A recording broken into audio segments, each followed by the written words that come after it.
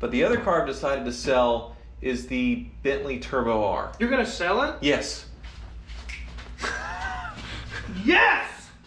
Thank you! Welcome to Movie's Garage, the dumbest automotive channel in all of YouTube. And if you're looking for some more Lambo content today, well, unfortunately, that's not happening. Some of the cars are getting fixed and I need to pay for that, so that's why I am selling this car and another car that we are going to go see today. But it's an easy decision to sell these cars because they are absolutely terrible. And if you're shopping for a nice used car, you definitely should not buy this one. I'm selling it, but don't buy it. Please don't buy it. Now, for those of you not familiar, this is a 2005 Mercedes CL65 AMG. It has 135,000 miles on it, and I bought it for car trick. I had it wrapped in red to make it a little more race car, to make it a little more supercar, but the premise of the car trick was to buy depreciated exotics, and this was definitely the most depreciated car. It cost $180,000 new, and I bought it for $13,000, but it cost me $1,000 to ship it from California to Kansas, and then I spent about $1,000 doing the minimum of repairs just to make sure that it could actually survive the car trek. There were more issues with it that I had to fix, which I'll get into in a little bit, but it did really well on the challenge, and for what, 7% of its original MSRP, it seems like an incredible deal. And it's going to be selling no reserve on Cars and Bids. It's probably going to sell for, well, way less than what I have into it. I hope so, because you absolutely should not buy this. But I found it using Autotempest, which is the best way to search for a used car like this, especially an obscure one, because it combines all the major listing sites in one search. And this was a really hard car to find because they only made a few hundred of them, but I knew it was very expensive. I knew it was the perfect car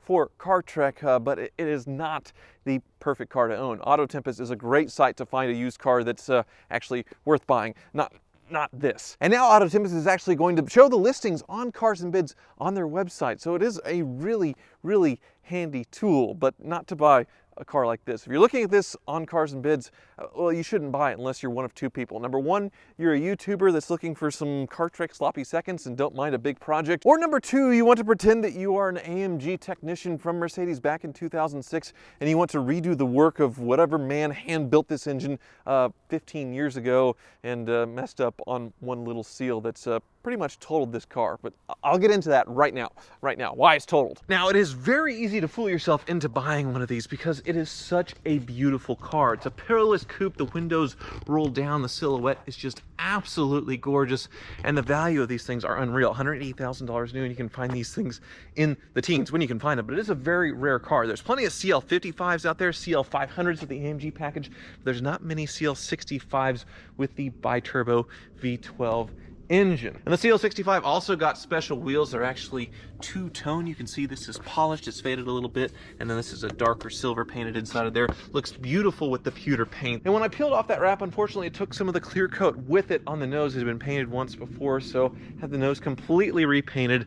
It looks great. That cost every bit of $1,000 that I shouldn't have spent on this car. In addition to, I spent well, another $5,000 sorting this car out. Things like a blower motor, valve cover gaskets, motor mounts, and a lot of other little odds and ends. Like when I was driving this thing in car trek and we were at the track day, all of a sudden the gas pedal didn't do anything. But then for the rest of the car trek, I never had a single problem until I got it back. And the accelerator pedal was actually the problem. It wasn't getting the right signal, so when you would floor it, it would just freak out and not accelerate at all. So the accelerator pedal was replaced, and like I said, a lot of other little odds and ends. But look, the interiors on Mercedes, they just age so well. This thing looks absolutely gorgeous, but it is an absolute nightmare. We'll continue all the way around the car. Look at that taillight, just absolutely gorgeous. And I know you're probably thinking, oh, come on, Tyler, this thing can't be that bad, but it has some serious issues that I've decided not to fix after spending $5,000 to own this car for less than 6 months. And that's not from buying a neglected car.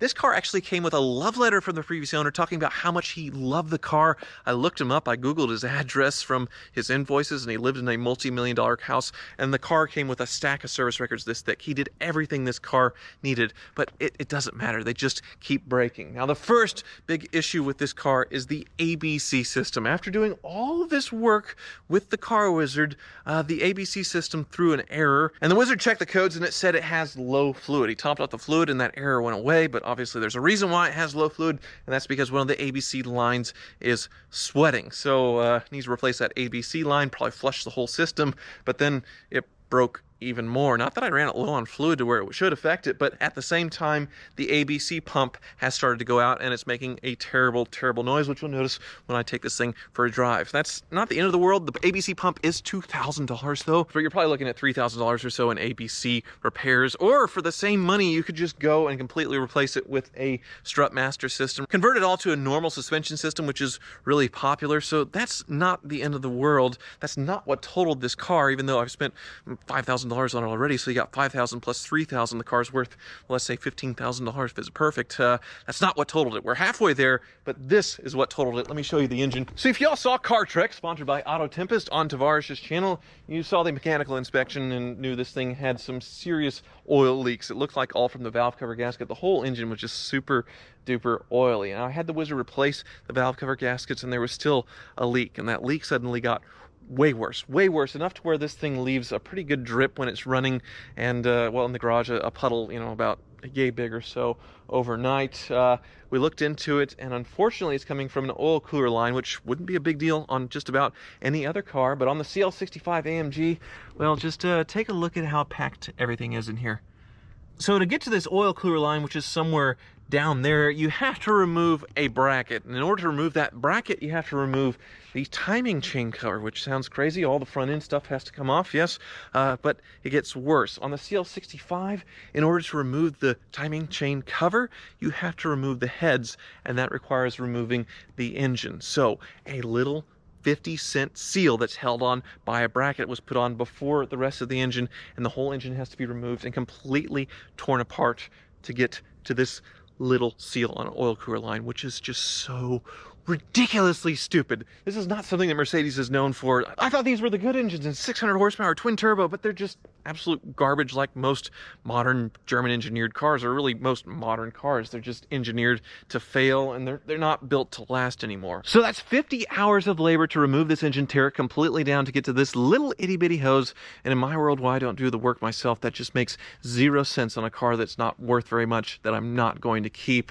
So the only reason somebody would want to buy this is if they want to be this dude, G Stuk or whatever, and just check over his work from 15 years ago, completely tear this engine down, probably convert the suspension so you never have to deal with it again, and then you might have a car that somewhat works well. But cost-wise, 50 hours of labor replacing every seal, head gaskets, everything, $6,000, $7,000 at an independent shop, maybe more. Probably double that if you take it to a Mercedes dealer on either coast, which is just, it's more than the car is worth. So this is a mechanically totaled car, and I am getting out of it while I still can. While I haven't spent an absolute fortune on it, I'm still going to lose a ton of money because I'm selling at no reserve on cars and bids, but it's better than me plunking all this money into it and then just not having a rewarding experience, which is the experience I've had with the other car that we're going to go see today that I am selling. It just got finished for the 5th time, which really it's never ever finished, but it's as close as it's ever been in this car's entire existence with me. So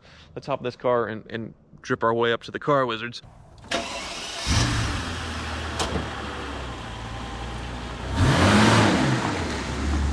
So we're off the CL65, and as you can see, there are no warning lights at all. Everything's fine. It drives just fine and smooth. The suspension feels wonderful. You have no idea that this thing is mechanically totaled, this car that I'm driving right now, which is why so many people get trapped in these things. A dealer buys them at auction. They don't know the history. They sell it for a quick profit, and you demonize the dealers that do this, but they don't know. They buy a car at auction and they sell it for a couple grand profit. They don't know how bad it is most of the time. They may know some things, but I imagine even if you were test driving this and didn't know anything about Mercedes, you would know something was wrong if you heard this.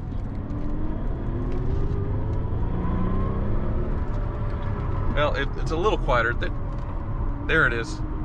That high-pitched whine apparently is my ABC pump, my suspension pump, that is on its way out, unfortunately. I guess if I was a shady used car dealer, I would just say, oh, that's the turbo. Sounds great, doesn't it? But it's not. But that's not the major issue. It's the steady little drip, drip, drip of oil. Now, I've never had to top off the engine. It doesn't leave that big of puddles. It's not something that can stop you from driving this car cross country right now, but it's there. I suppose you could fix or convert the suspension and then just put a drip tray under this thing and have it like this for years, especially if it's not a daily driver. It's a spare car. It is a really, really cool car, but still, an absolute hoopty. $180,000 new, now next to worthless, and it's mechanically total. Just absolutely unbelievable. I guess a couple of pluses though for those that aren't listening to my advice and are actually considering purchasing this thing. There are some nice things about this car. First one's the seats. They are super comfortable, and right now they are pulse massaging me. That's all working perfectly. The car does drive really well, and the previous owner bought a lifetime subscription to Sirius satellite radio, and apparently that stays with the car. It's been working this entire time. It should continue working for you. That saves you $10-20 a month right there. It can go right towards maintenance on this thing, which is around $1,000 a month. And of course the other big plus is the gobs and gobs of power out of this thing. Jeez. Just ridiculous. It feels like an electric car in its acceleration, just that instant torque, instant thrust. It's just insanely fast for a car this size. Really impressive. And the quality of the car is good, just as what you can see. You can see it has a leather stitched dash. I think that's exclusive to the CL65. So it does look like a way more expensive car than what it is, and it is a very, very nice place to be in between mechanic shops. Wizard! What's going on?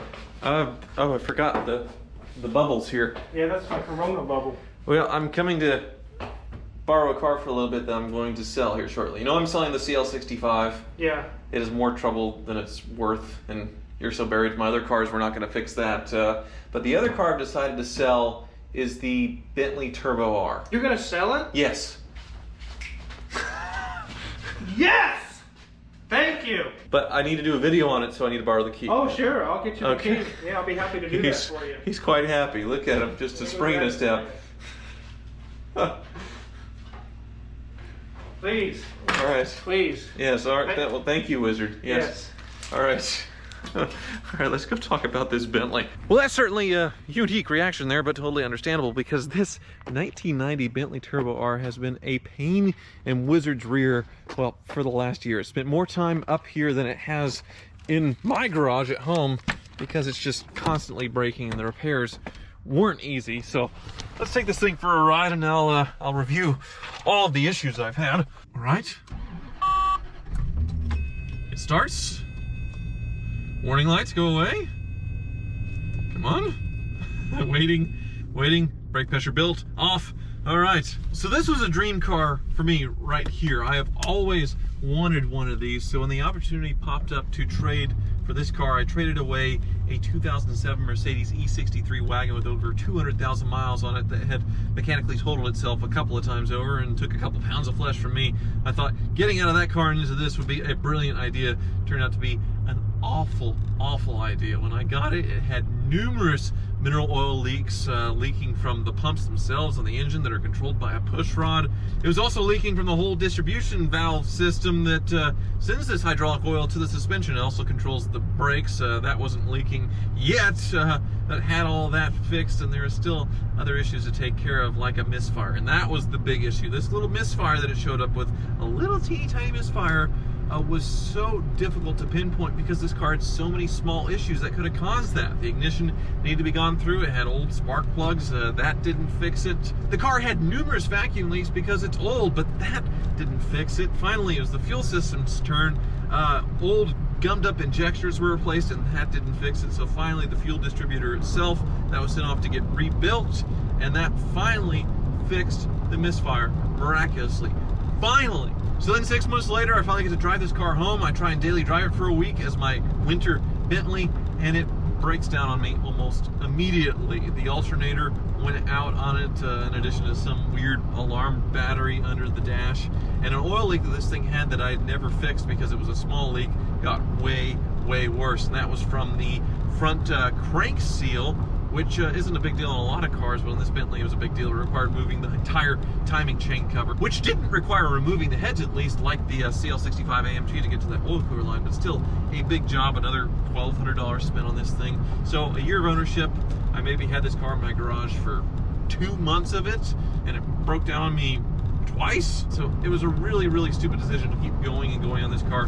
When it arrived and when I took the first look at it, I should have punted it right then and there, but I didn't. I persisted, and I'm I've lost my rear on this car, for sure. Despite this car being over $200,000 new, it's not worth, well, hardly anything now. This isn't a very desirable year for the Turbo R, and the car is not in the best condition, 70,000 miles. The one thing that hasn't been dealt with on this car yet, and I know because it has a stack of service records, just like the CL65, this is owned by people who tried to keep this thing going, is the head gaskets. At any moment, the head gaskets could fail on this engine, a very common failure, and you're out another, well, $5,000+ tearing the engine apart. So the next owner has that hanging over their head, despite me and numerous previous owners spending a bunch of money trying to maintain this thing, and it's just not worth it. I'm selling this car.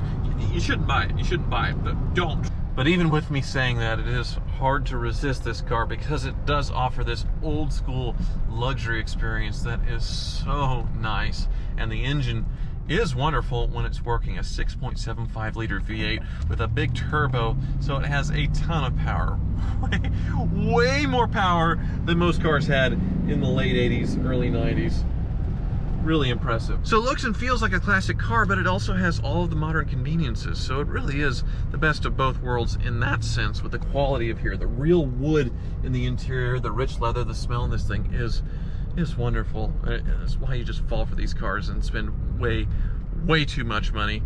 But let me be just totally honest here. The positive does not outweigh the negative on this car. If you're shopping for a Bentley of this era, go with a newer one with the modern ignition system, the most modern one, nicest one you can afford, because if you buy one that's kind of edgy like this, then you're quickly upside down in it like I am. This car showed up with a really kind of nasty, you know, subpar paint job. It's not quality. It's like a mid-level, like average Mako paint job. They did a good job masking things off. There's not all overspray everywhere, but the paint job itself is not very good. But this is a lifetime West Coast California car, so it is very clean underneath body-wise. No rust, which is another important thing because these things love to rust underneath. But it's just not a super clean car. You can see the wood's all flaking here. The interior, normal wear, but pretty darn nice. I just love this grille and the flying B, and you can see the checking in the paint there. It's way more obvious. You can see that on film probably pretty easily. But under the hood, it's a big giant mess. This is the thing we rebuilt, that fuel distributor. A lot of leaks taken care of. There's the giant Garrett turbo, but honestly, keeping this car makes no sense because I did buy the modern equivalent to this in a convertible, the Azure drop top, so it makes no sense for me to keep this with the basically the padded seats for hood insulation. So I am gonna sell this thing, and you definitely shouldn't buy it unless you're absolutely crazy, an automotive masochist, or you just love working on old Bentleys. Otherwise it makes no sense. So this has been the dumbest, worst car commercial ever. Normally when you're selling a car, you want to talk it up how amazing it is so the next owner gives you the most money, and I definitely haven't done that. But still, I want to be honest with you guys, and definitely if you're crazy or stupid or want to work on your own stuff, check out the CL65. We'll be selling no reserve on Cars and Bids here in the next week or two, and then hot on its heels will probably be this Bentley Turbo R. Hopefully I get enough money to pay for the Lambo repairs and some taxes, and I'll be happy to have them both out of my life, for sure. Thank you for watching.